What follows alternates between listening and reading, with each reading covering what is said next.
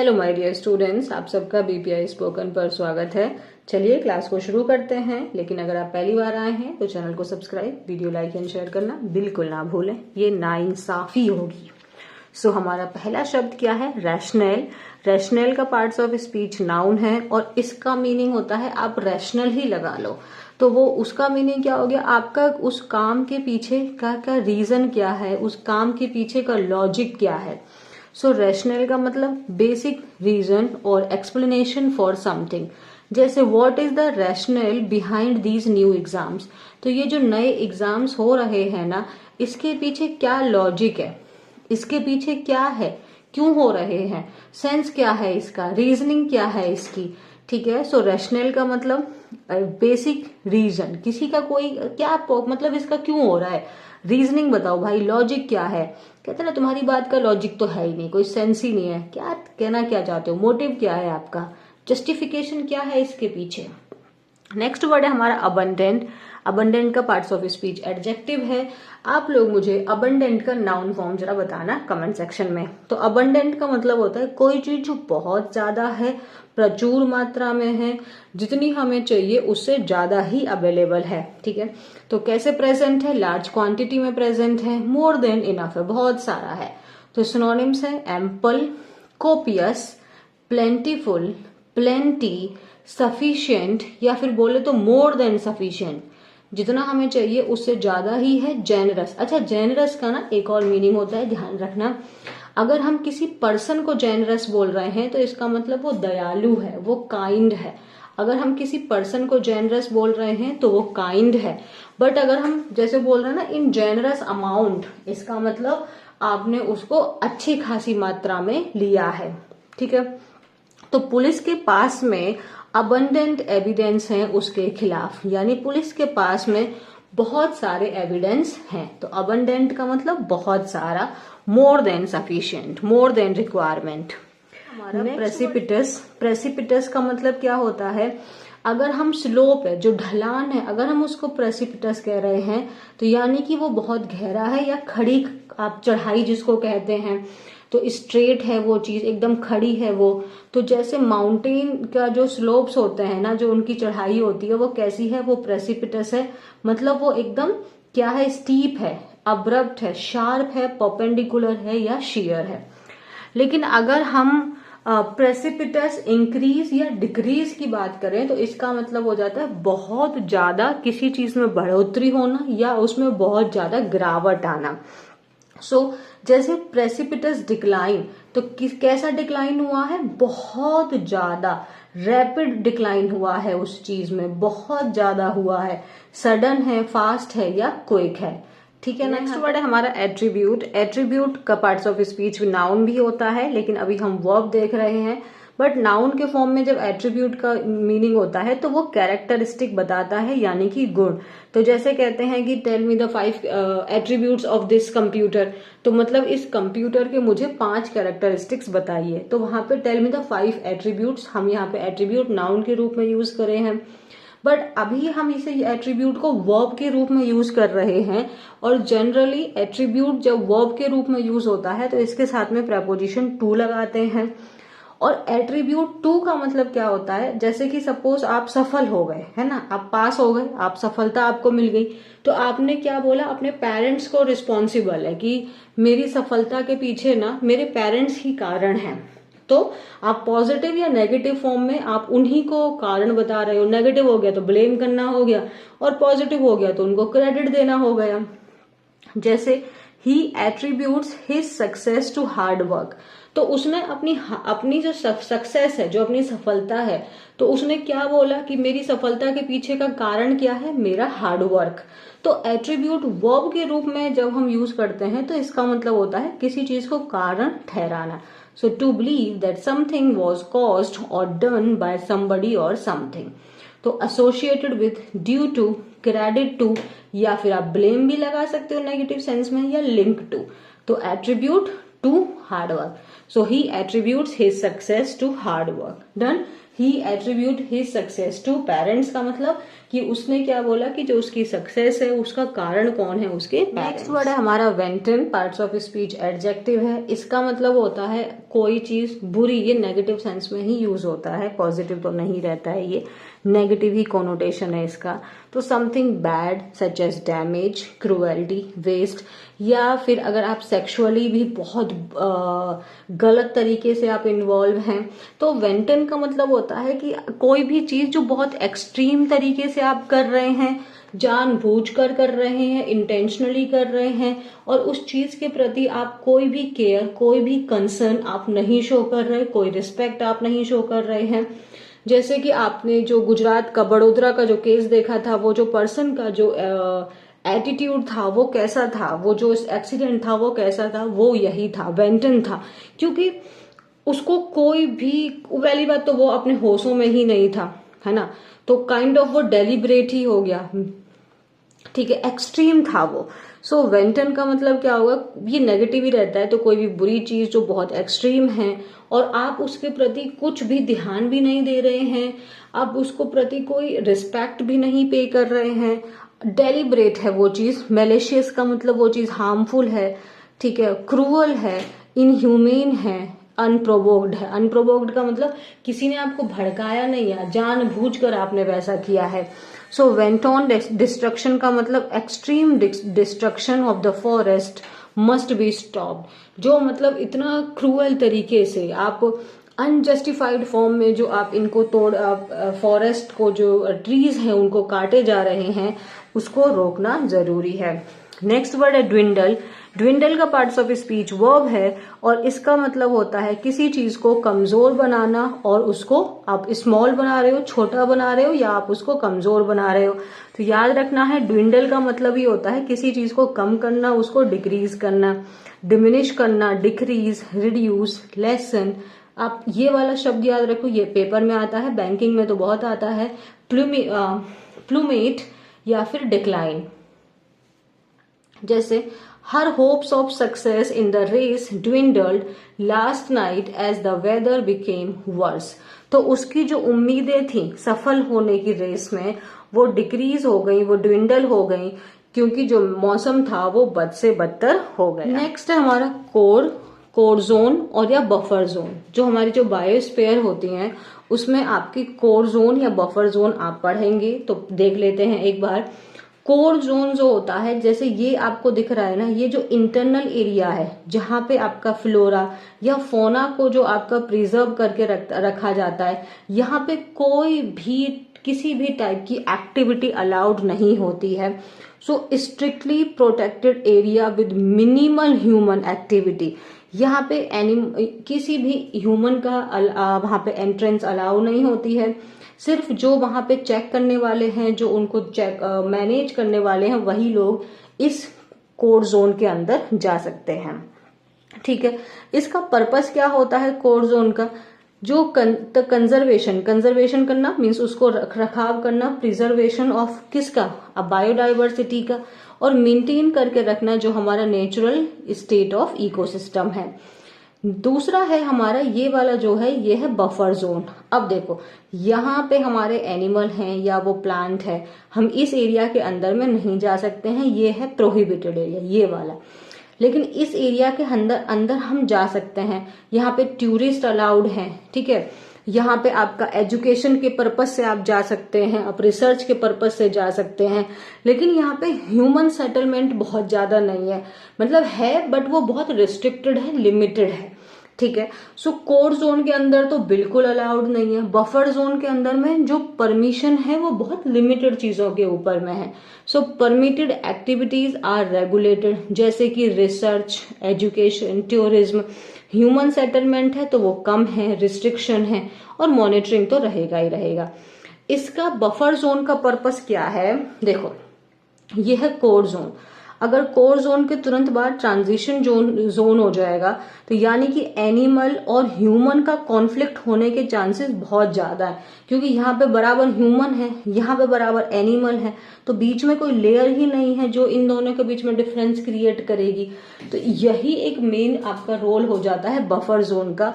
Buffer zone क्या करता है, ये जो कोर जोन है उसको प्रोटेक्ट करता है कोई भी नेगेटिव इम्पैक्ट से ह्यूमन एक्टिविटीज का। इनके बीच में, एनिमल और ह्यूमन के बीच में कॉन्फ्लिक्ट ना हो, तो इसको प्रिजर्व करना, इसको प्रोटेक्ट करना आपका बफर जोन है। क्योंकि यहाँ पे जैसे टूरिज्म है तो वो लिमिटेड नंबर में हो जाता है, एजुकेशन के पर्पज से है, ह्यूमन सेटलमेंट है तो वो भी आपका रिस्ट्रिक्टेड है।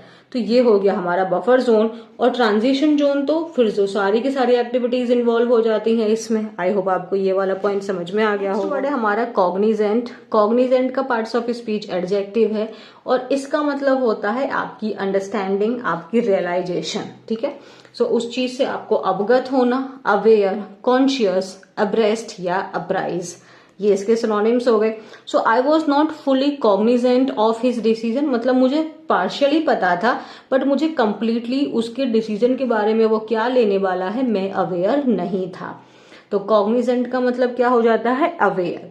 नेक्स्ट वर्ड है हमारा इम्बेड। इम्बेड का मतलब क्या होता है, किसी चीज को उसके अंदर कंप्लीटली फॉर्म कर देना, उसको फिक्स कर देना, उसमें इम्प्लांट कर दिया, है ना। कोई भी चीज है ना, जैसे हाँ देखो, जैसे एग्जांपल ही है ये, तो अब जैसे ये गोल्ड रिंग है, अब इसके रिंग है ना, रिंग, इसके अंदर में आपने ये स्टोन्स लगवाने थे, तो ये स्टोन्स को क्या कर दिया, अच्छे से इसके अंदर में इम्प्लांट कर दिया है, उसको इम्बेड कर दिया है, सेट कर दिया है, फिक्स, इंसर्ट या प्लेस। ठीक है, सो जो ज्वेलर है वो क्या कर देगा, स्टोन को गोल्ड रिंग के अंदर में फिक्स कर देगा। हमारा डिलीजेंस। डिलीजेंस का पार्ट्स ऑफ स्पीच नाउन है क्योंकि ईएनसी लगा हुआ है। इसका एडजेक्टिव फॉर्म जरा मुझे कमेंट सेक्शन में बताना।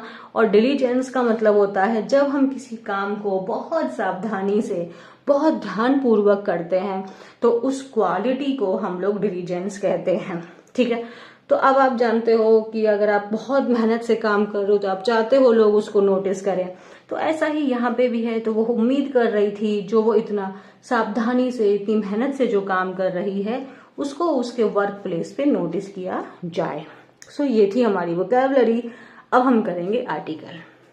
सो let's see the article. Article is why has India got another tiger reserve. So अब एक और नया टाइगर रिजर्व आ गया है, मतलब अब हमारे पास में total number of tiger reserve कितने हैं, 58। तो अब ये क्वेश्चन है कि इंडिया को एक और टाइगर रिजर्व क्यों मिला, मतलब हमने एक और टाइगर रिजर्व क्यों घोषित किया। सो यहाँ पे क्वेश्चन पूछा गया है, तो ये आपका इंट्रोगेटिव हो गया। और क्वेश्चन कैसा है, आपको स्टेटमेंट देना पड़ेगा, तो इसीलिए हमने एक WH वर्ड लगाया। फिर यहाँ पे हमारी हेल्पिंग वर्ब है, और आप जानते हैं जब भी हैज, हैव या हैड हम लोग हेल्पिंग वर्ब के रूप में यूज करते हैं, सो मेन वर्ब का कौन सा फॉर्म आता है, थर्ड फॉर्म। तो यहाँ पे हमने गॉट जो है वो वर्ब का थर्ड फॉर्म लगाया है।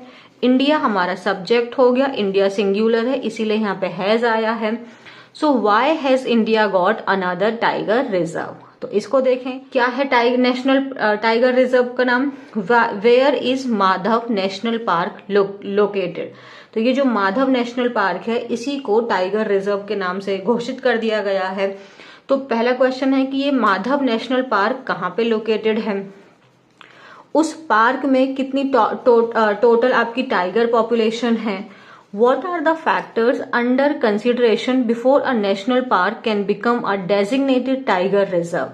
सो क्या क्या फैक्टर्स हैं जिनको मद्देनजर रखते हुए किसी एक नेशनल पार्क को हम लोग टाइगर रिजर्व की पोजीशन उसको दे देते हैं। मतलब एक नेशनल पार्क को टाइगर रिजर्व बनाने में, उसको अनाउंस करने में कौन कौन सी चीजें हैं जो कंसीडर में आपको करनी पड़ती हैं। And what is the tiger population in the country, मतलब अभी जो आपका 2023 का जो टाइगर सेंसस हुआ है उसके अकॉर्डिंग में टोटल टाइगर पॉपुलेशन कितनी है, ये भी आज की क्लास में हम लोग देखेंगे।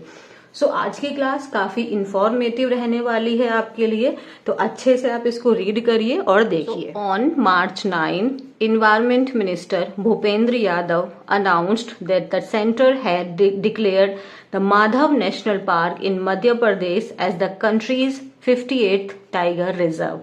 तो ये आपकी जनरल अवेयरनेस के लिए भी इंफॉर्मेशन इंपॉर्टेंट हो गई।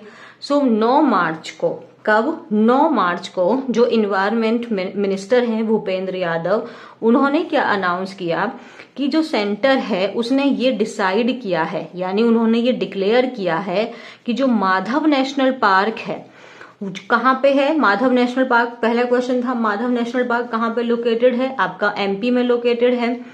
उस नेशनल पार्क को अब हमने किस पोस्ट पे हमने कर दिया है? अब हम उसको अपने कंट्री का 58 टाइगर रिजर्व हमने उसको अनाउंस कर दिया। ये 9th टाइगर रिजर्व है स्टेट में, यानी एमपी में अब टोटल टाइगर रिजर्व कितने हो चुके हैं? 9। ये भी हमारा एक क्वेश्चन हो गया। हाईएस्ट अमंग द स्टेट्स, तो अगर स्टेट्स में देखा जाए तो एमपी में सबसे ज्यादा टाइगर रिजर्व्स हैं। बाकी देखें, बाकी किस किस स्टेट में कितने हैं? महाराष्ट्र में 6 हैं, राजस्थान, तमिलनाडु एंड कर्नाटका में 5 ईच है। मतलब राजस्थान में 5 हैं, तमिलनाडु में 5 हैं और कर्नाटका में 5 हैं। तो अगर हम सबसे हाईएस्ट किस में है? आपके मध्य प्रदेश में है। सेकंड हाईएस्ट किस में है? महाराष्ट्र में है। महाराष्ट्र में कितने हैं? 6 हैं। और एमपी में कितने हैं? 9 हो चुके हैं। ठीक है ना। 9वां कौन सा है एमपी का? वो है आपका ये माधव नेशनल पार्क को ही टाइगर रिजर्व बनाया है। टोटल टाइगर रिजर्व कितने हो गए हैं इंडिया में? 58। तो काफी सारे आंसर्स हमको मिले हैं। आगे देखते हैं। What is the rational? Rational का मतलब क्या था? Reason. What is the reason? What is the logic behind setting up tiger reserves? तो पहले ना हमारे ब्रेन में यही क्वेश्चन आता है कि अगर हम इस टॉपिक को पढ़ रहे हैं, मतलब हम टाइगर रिजर्व्स के बारे में पढ़ रहे हैं, तो लॉजिक क्या था? क्यों बनाना हमें पड़ा? टाइगर रिजर्व बनाना क्यों पड़ा? ठीक है। रिजर्व करना मतलब किस चीज को? बचाना। तो टाइगर रिजर्व करना मतलब टाइगर को बचाना। तो वहां पे इस तरीके का इन्वायरमेंट क्रिएट किया जाएगा कि जो टाइगर्स के लिए कैसा हो? बेनिफिशियल हो, है ना। अच्छा, देखते हैं क्यों बनाना पड़ा। While tigers were historically abundant in India, सो जो टाइगर्स थे अगर हम हिस्टोरिकली देखें तो इंडिया में बहुत सारे थे। अबंडेंट मतलब प्रचुर मात्रा में थे, बहुत सारे थे। लेकिन hunting, poaching and colonial exploitation of forest for timber started a precipitous decline in their numbers in the early 20th century। तो इंडिया में इनिशियली बहुत टाइगर्स थे, अबंडेंट नंबर में टाइगर्स थे, लेकिन हंटिंग, पोचिंग भी क्या होता है? इलीगल से जब हंटिंग होती है एनिमल्स को जो मारा जाता है। कॉलोनियल एक्सप्लॉयटेशन, आप लोग जानते हैं हम लोग ब्रिटिश कॉलोनी बन गए थे ऑफ फॉरेस्ट फॉर टिम्बर के लिए। इससे क्या हुआ कि जो टाइगर हैं उनकी नंबर में बहुत ज्यादा डिक्लाइन आ गया। प्रेसिपिटस का मतलब यहाँ पे क्या हो गया? बहुत ज्यादा, ग्रेट, बहुत ज्यादा डिक्लाइन आ गया। इट वॉज एस्टिमेटेड, ऐसा अनुमान लगाया गया था 1964 में, that there would have been around 40,000 tigers in the country at the turn of 20th century. तो अनुमान कैसा लगाया था कि आपके 40,000 टाइगर होंगे 20th सेंचुरी में। लेकिन जब 1960s की ही बात करें तो ये जो नंबर थे वो कितने हो चुके थे? 2000 से 4000 के बीच में आ गए थे। इतने ज्यादा नंबर पे टाइगर्स को हंट किया गया, उनको एक्सप्लॉइट किया गया, उनको उनकी पोचिंग हुई। एट्रीब्यूट क्या है? Due to. एट्रीब्यूट का मतलब क्या हुआ? ड्यू टू मतलब किस चीज के कारण ऐसा हुआ कि इतनी आपकी ड्रास्टिक गिरावट आई थी? Due to wanton haunting aided by a proliferation of gun license issued in the years following 1947। जो इतने नंबर ऑफ आपके जो टाइगर्स में डिक्लाइन हुआ था, इसका एक मेन कारण क्या था? वो वेंटोन है हंटिंग। इसका मतलब बहुत बुरी, मतलब एक्सट्रीम रूप में लोग हंटिंग पे निकल रहे थे। ऐसा हंटिंग इतना क्यों कर रहे थे? क्योंकि मतलब गन लाइसेंस ना इतना ज्यादा आसानी से लोगों को मिल रहा था। अगर गन अवेलेबल है तो हंट तो करना ही है। इस वजह से जो टाइगर्स के नंबर थे वो बहुत ज्यादा डिक्लाइन हुए। improved access to the forest, clearing of large tracts of forest for various purposes, mushrooming of new businesses, है ना, and fur trade। और ये भी सब कारण रहे थे।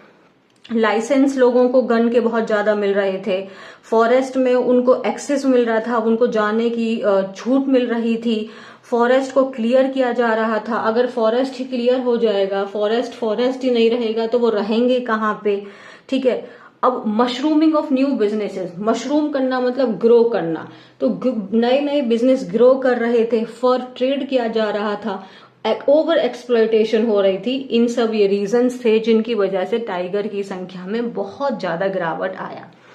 फॉलोइंग एन अलार्म, अब इस जो ये एक अलार्म क्या हुआ, यहाँ पे एक वार्निंग के सेंस में हुआ, किनके द्वारा, नेचुरलिस्ट के द्वारा। So Indian board for wild life ने क्या डिसाइड किया कि द अर्लियर अवतार of national board for wild life in a meeting in new Delhi in July 1969 recommended a total ban on the export of all wild cat skins। So जब इतने ज्यादा over exploitation होने लगी तो क्या हुआ कि national board for wild life ने जो मीटिंग हुई थी दिल्ली में 1969 में, उन्होंने ये रिकमेंड किया कि जो आपकी वाइल्ड कैट स्किन्स हैं, मतलब कैट वगैरह जो आपके टाइगर्स हैं ये उसी फैमिली में आते हैं, इनके चीजों पे एक्सपोर्ट पे कंप्लीट बैन लगा देना चाहिए। सेम ईयर, उसी ईयर क्या हुआ, 10th असेंबली हुई इंटरनेशनल यूनियन की for conservation of nature, met in Delhi and included the tiger in its red data book. अब रेड डेटा बुक का मतलब क्या हुआ कि ये जो स्पीसीज हैं ये एंडेंजर्ड हैं and adopted a resolution calling for a ban on the killing of tigers. और उसी सेम साल मतलब कि 1969 में एक आपकी इंटरनेशनल यूनियन की मीटिंग हुई जिसमें उन्होंने जो टाइगर हैं उनको अपनी किस लिस्ट में डाल दिया कि वो एंडेंजर्ड स्पीसीज हैं। एंडेंजर्ड मतलब वो खतरे में है, अगर इनके ऊपर ध्यान नहीं दिया तो ये आपके विलुप्त हो जाएंगे, ये खत्म हो जाएंगे। एंडेंजर मतलब कोई चीज जो खतरे में है, खत्म होने की कगार पे है। और उन्होंने कसम खाई, क्या रेजोल्यूशन मतलब उन्होंने डिटर्मिनेशन किया, कसम खाई कि कंप्लीट बैन लगा देंगे किस चीज के ऊपर में, टाइगर्स की किलिंग के ऊपर में, ठीक है। व्हेन नंबर्स फर्दर ड्विंडल मतलब डिक्रीज हुए to nearly 1863, then Prime Minister Indira Gandhi commissioned an 11-member task force to investigate the problem and prepare a project to preserve the tiger in the wild in India। अब आप समझ सकते हैं कि ऐसा क्यों हुआ।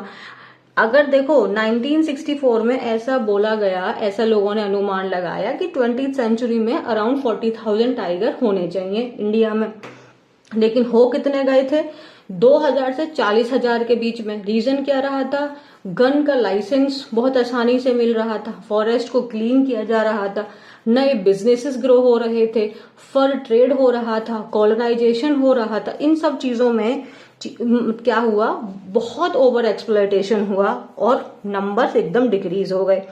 फिर मीटिंग्स हुई और फिर जब डिसाइड किया कि जो ये टाइगर है ये खत्म होने की कगार पे है तो इसको हमें क्या करना है, संभालना है, बचाना है, ठीक है। उसके बाद भी नंबर डिक्रीज होते रहे, डिक्रीज होकर कितने हो गए, 1863।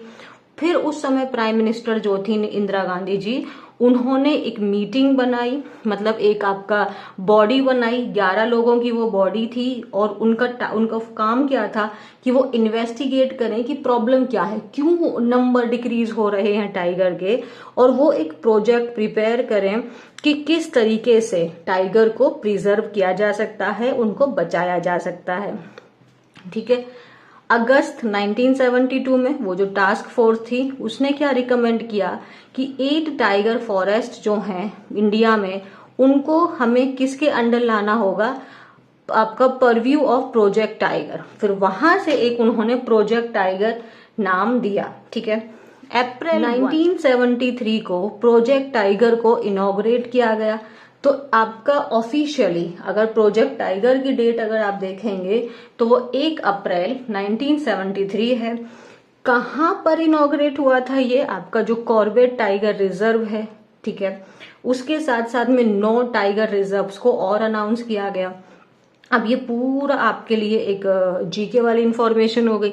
कॉर्बेट नेशनल पार्क कहाँ पे, रिजर्व कहाँ पे है, टाइगर रिजर्व, उस समय उत्तर प्रदेश में था। अब ये पार्ट किसका बन गया, उत्तराखंड का। अब देखो ये सारे के सारे आपके रिजर्व्स हैं, आप एक बार देख लेना, ठीक है।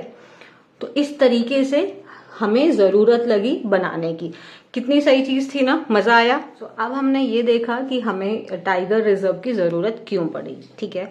अब हम देखेंगे कि what does establishing a tiger reserve entail, मतलब कि अगर एक टाइगर रिजर्व है, उसको हमें अगर टाइगर रिजर्व बनाना है, उसको इस नाम से हमें उसको बोलना है, डेजिग्नेट हमें उसको टाइगर रिजर्व की पोस्ट पे देना है, तो क्या क्या चीजें हैं जिनकी जरूरत होती है। So what does establishing a tiger reserve entail, entail का मतलब इन्वॉल्व, कि क्या क्या चीजें इन्वॉल्व होती हैं, ठीक है। अब हमने क्या देखा कि जो आपका जो इंदिरा गांधी है, उन्होंने 11 लोग की एक टीम बनाई, उनको बोला कि भाई देखो क्या परेशानी है और बताओ इसको सॉल्व कैसे कर सकते हैं। तो फिर उन्होंने सब आपका सजेस्ट किया, फिर एक प्रोजेक्ट टाइगर बना और उसको फाइनली कहाँ पे कब आपका इनॉग्रेट किया गया था, 1 अप्रैल को। कौन से साल में, 1973 में। कौन से प्लेस पे किया गया था, कॉर्बेट टाइगर रिजर्व में। पहले कहाँ था, उत्तर प्रदेश में, और अभी कहाँ पे है, उत्तराखंड में। डन है। टोटल कितने हैं टाइगर रिजर्व, 58 हैं। 58 नंबर का कौन सा है, जिसके बारे में पढ़ रहे हैं, माधव। डन। अब देखो, तो जो ये प्रोजेक्ट टाइगर है, इसको रिप्लेस किया, इसमें अमेंडमेंट हुए, इसमें सुधार हुआ। आप जानते हैं बदलाव होते रहते हैं। तो जो प्रोजेक्ट टाइगर है उसको एक नया नाम आ गया, उसका नेशनल टाइगर कंजर्वेशन अथॉरिटी, यानी एनटीसीए। अब आपको हर जगह एनटीसीए शब्द दिखाई देगा तो कंफ्यूज मत होना, नेशनल टाइगर कंजर्वेशन अथॉरिटी 2006 से, ठीक है। अब क्या है, ये जो guidelines made it mandatory for every tiger reserve to be managed in accordance with the site specific management plan। अच्छा, तो इसमें क्या हुआ, गाइडलाइंस बनाई गई। वो गाइडलाइंस जो मैंडेटरी करती हैं, जो कंपलसरी करती हैं हर एक टाइगर रिजर्व को, कि वो उसी अनुसार, इन अकॉर्डेंस विद मीन्स उसी अनुसार जो उसकी साइट स्पेसिफिक मैनेजमेंट प्लान है। साइट स्पेसिफिक मतलब, अब देखो ये अलग अलग जगह पर है ना, 58 हैं तो अलग अलग स्टेट में हैं, अलग अलग, एक स्टेट में भी अलग अलग डिस्ट्रिक्ट में हो गए।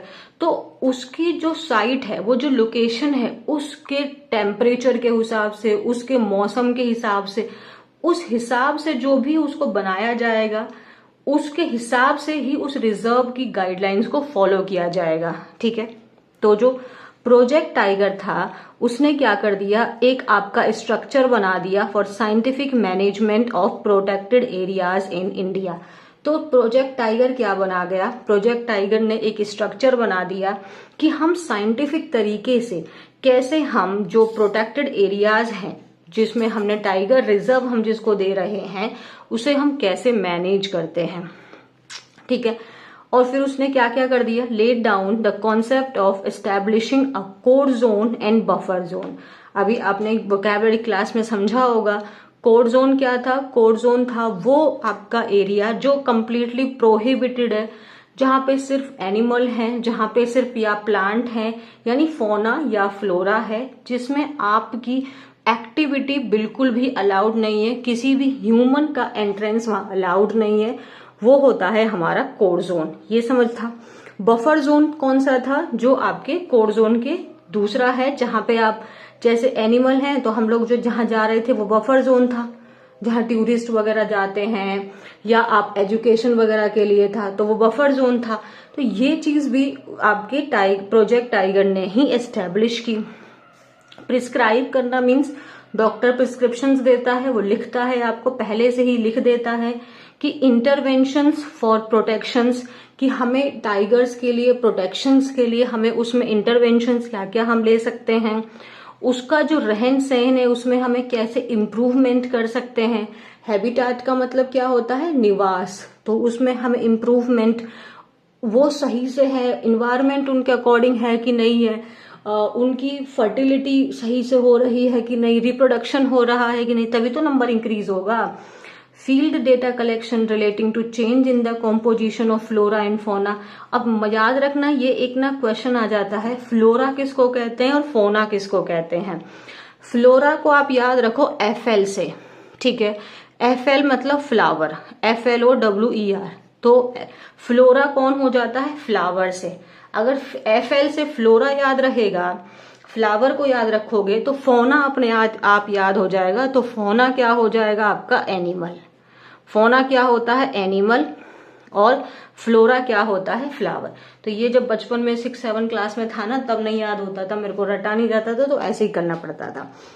अगर तुम भी मेरी तरह हो तो याद रख लेना, FL यानी फ्लोरा फ्लावर, FL दोनों के फर्स्ट इनिशियल सेम है, और फिर दूसरा वाला ऑटोमेटिक हो जाएगा, फोना मीन्स एनिमल।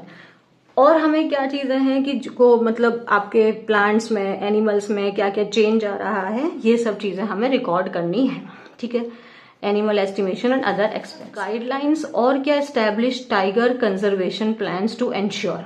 अच्छा, तो और इसके साथ में जो NTCA है वो क्या गाइडलाइंस बनाता है कि किस तरीके से टाइगर्स के कंजर्वेशन को हम लोग एंश्योर कर सकते हैं, सुनिश्चित कर सकते हैं। जैसे प्रोटेक्शन, उनको आप प्रोटेक्ट करिए।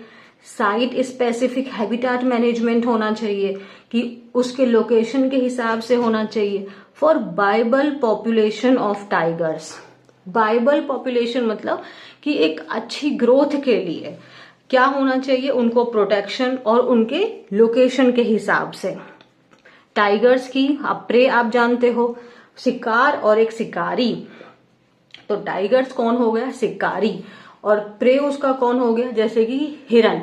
तो हिरन क्या है, उसका शिकार है, ठीक है। और जो शिकारी होता है ना, उसको प्रीडेटर बोलते हैं। प्रीडेटर मतलब जो शिकार कर रहा है, और जो शिकार हो रहा है वो आपका प्रे हो गया।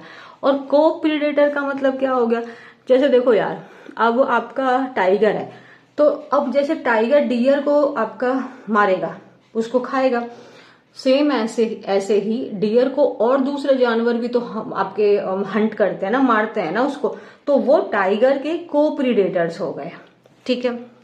Next, ecologically compatible land use in the tiger reserves and area linking one protected area और tiger reserve to another for addressing the livelihood concern of local people. ये थोड़ा कॉम्प्लिकेट तरीके से, बट ध्यान से समझो।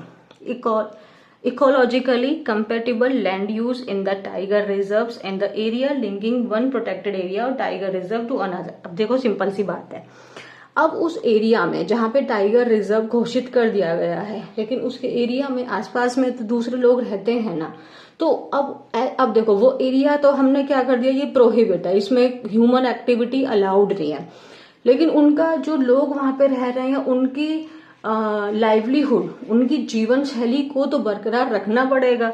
अब उनका एरिया तो खत्म नहीं हो सकता ना, अब उसको हम क्या करें कि जो आपका बफर जोन है वहां पे थोड़ा रिस्ट्रिक्टेड हो जाता है, मतलब ट्रांजिशन से थोड़ा कम वाला था वो, लेकिन उस लैंड को हम कैसे कंपैटिबल तरीके से, सही तरीके से इस्तेमाल कर सकते हैं, ताकि जो लोकल पीपल हैं उनकी जो लाइवलीहुड है वो सस्टेन रहे, वो मेंटेन रहे।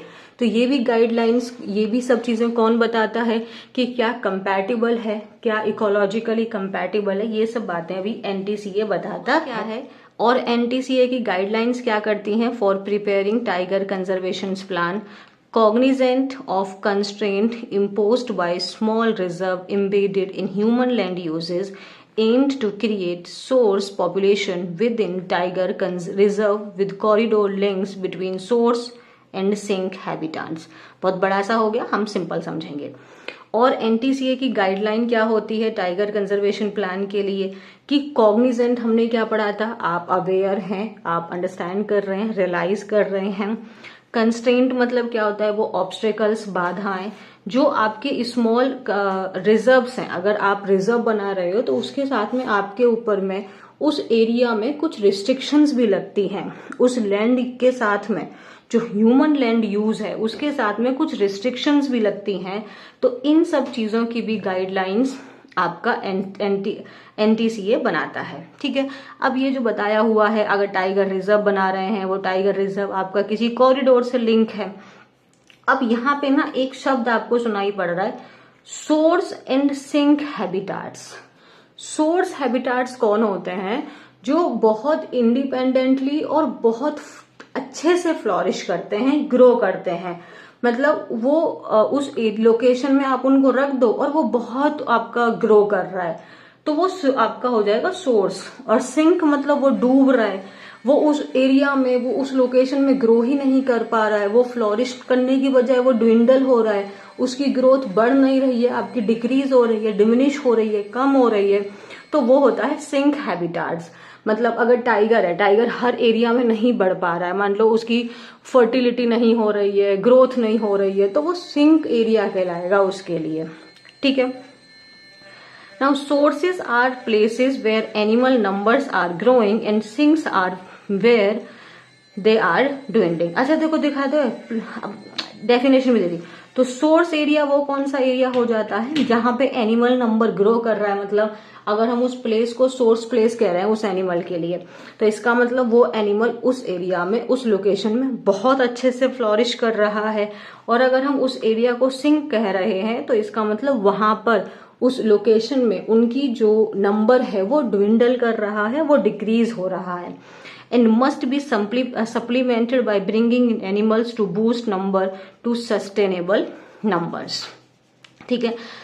आगे, टू स्टैब्लिश अ रिजर्व, अगर हमें एक रिजर्व बनाना है किसी भी टाइप का, टाइगर हो या चीता हो, कोई भी हो, तो centre gets a proposal from state. तो पहले जो स्टेट है वो एक प्रपोजल भेजेगा आपके सेंटर के पास में। उसके बाद में जो एनटीसी है, नेशनल टाइगर आपका कंजर्वेशन अथॉरिटी, वो रिकमेंड करेगी उस प्रपोजल को। ठीक है। सो एनटीसीए क्या करती है? Recommend the proposal to the state after due diligence. मतलब पहले देखो, एनटीसीए ने एक अच्छे से उस एरिया की जांच की, चेक किया कि क्या वहां पे जो वो सपोज किसी भी टाइप का XYZ, आप किसी भी टाइप का एक रिजर्व बनाना चाहते हैं, तो वो टाइप का एनिमल या आप फ्लोरा या फोना वो वहां पे फ्लोरिश कर रहा है कि नहीं, उस एरिया के हिसाब से वो सूटेबल है। तो जितने भी क्राइटेरिया है वो सबको चेक करेगा। डिलीजेंस मतलब बहुत एफर्ट के साथ में, बहुत केयरफुली एनटीसीए उसको चेक करेगा।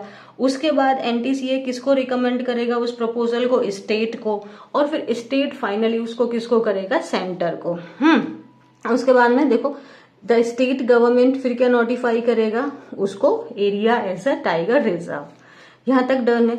अब देखते हैं how are tiger reserves funded. मतलब अब मान लो हमने बना दिया इसको, टाइगर रिजर्व बना दिया, तो पैसा तो चाहिए होगा ना, उसकी मेंटेनेंस में, हर एक चीज में पैसा तो लगेगा ही। तो वो पैसा कहाँ से आएगा? फंड का मतलब अमाउंट, अमाउंट कहाँ से आता है? Let's see. तो अब जो ये आपका प्रोजेक्ट टाइगर था, कब बना था प्रोजेक्ट टाइगर? बताओ जरा। 1 अप्रैल ईयर, यस, 1973 में। किन्होंने बनवाया था? इंदिरा गांधी। और कौन से एरिया, जगह कौन सी थी? Yes, Corbett national tiger reserve. कहाँ पे था? उत्तराखंड। मतलब अभी उत्तराखंड है, उस समय आपका उत्तर प्रदेश था। ठीक है। तो उसकी गाइडलाइंस के अनुसार अगर हम देखें तो जो 60% का जो फंड होता है फॉर कंजर्वेशन, वो प्रोवाइड किया जाता है सेंटर के द्वारा। और जो बाकी है, यानी अब 60 का बाकी कितना हो गया? 40 हो गया। उसको कौन आपका बेयर करता है? आपका जो भी वो पर्टिकुलर स्टेट है। डन हो गया। तो अब हम जनरली देखें 60% सेंटर और बाकी का 40% वो पर्टिकुलर स्टेट जिसमें रिजर्व बन रहा है। लेकिन अगर वो स्टेट आपका नॉर्थ ईस्टर्न हो जाते हैं या हिमालयन हो जाते हैं, तो सेंटर कितना कवर करता है? 90% फंड वो सेंटर ही बेयर करता है। दीज एक्टिविटीज, अब एक्टिविटीज भी देख लेते हैं उसमें क्या क्या हो। एंटी पोचिंग होना चाहिए।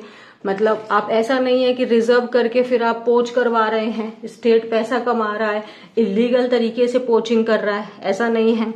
हैबिटाट इम्प्रूवमेंट, वो जहाँ पे उस आप पर्टिकुलर फ्लोरा या फोना को है तो उसका जो निवास है उसमें improvement, water development, addressing human animal conflict, कि कहीं ऐसा तो नहीं हो रहा कि ह्यूमन और एनिमल्स के बीच में कॉन्फ्लिक्ट हो रहा है, उनमें मतलब झगड़ा हो रहा है, झगड़ा इन द सेंस कि एक दूसरे के काम में टांग अड़ा रहे हैं, है ना।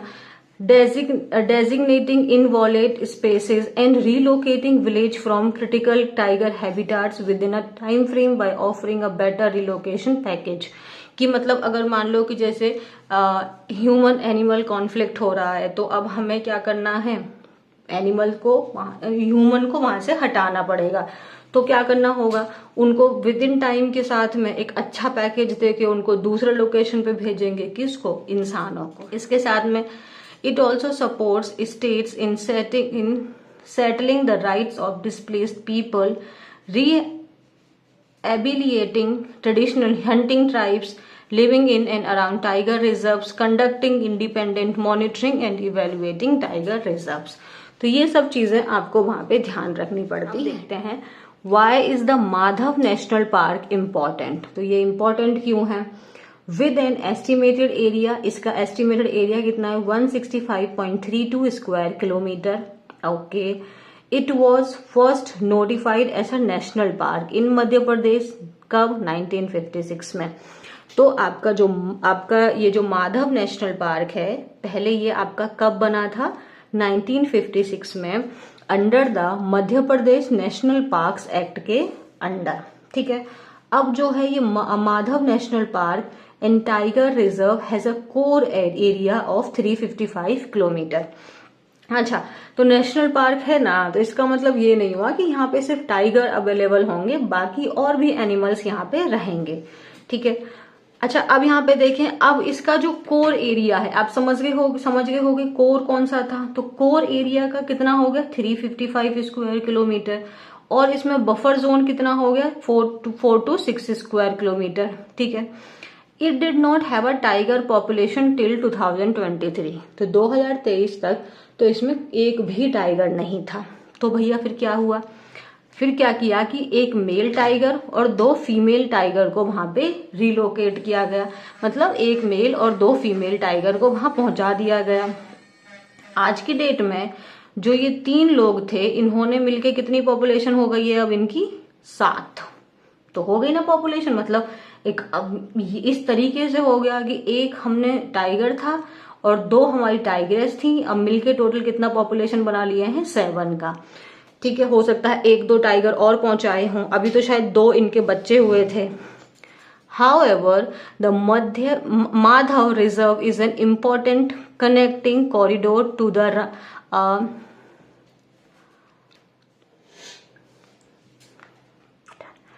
Ranthambore tiger reserve in Rajasthan. इसके साथ साथ में जो ये माधव रिजर्व है, ये एक इम्पोर्टेंट कनेक्टिंग कॉरिडोर है। कॉरिडोर क्या हो रहा है? जैसे आप यहाँ से यहाँ वॉक कर सकते हो, तो ये पॉइंट ए, ये पॉइंट बी हो गया। तो ये आपस में किसको रिजर्व कनेक्ट करता है? जो राजस्थान का टाइगर रिजर्व है रणथंबोर। ये एक ऑल्सो और इसके साथ किसको कनेक्ट करता है? ये कूनू नेशनल पार्क को।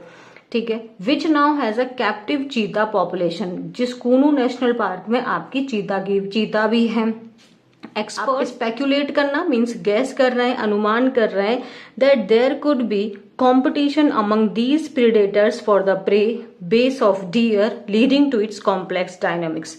अच्छा, आप देखो समझ में आ गया होगा कि आपके जो एक्सपर्ट्स हैं वो क्या स्पेक्यूलेट कर रहे हैं कि अब देखो टाइगर है, चीता है, तो इन दोनों के बीच में, दोनों प्रीडेटर्स हैं, इन दोनों के बीच में कंपटीशन हो सकता है अपने शिकार के लिए, जो कि जैसे कि वहां पे कौन है? आपका डियर यानी हिरन। मध्य प्रदेश बूस्ट करना मीन्स किसी चीज को लेके आप बहुत प्राउड है, आपको आप बहुत प्राउड है उस चीज को लेके, क्योंकि अब मध्य प्रदेश में अब सबसे ज्यादा हाईएस्ट टाइगर रिजर्व्स हैं। प्रोमिनेंट का मतलब क्या होता है? इम्पोर्टेंट।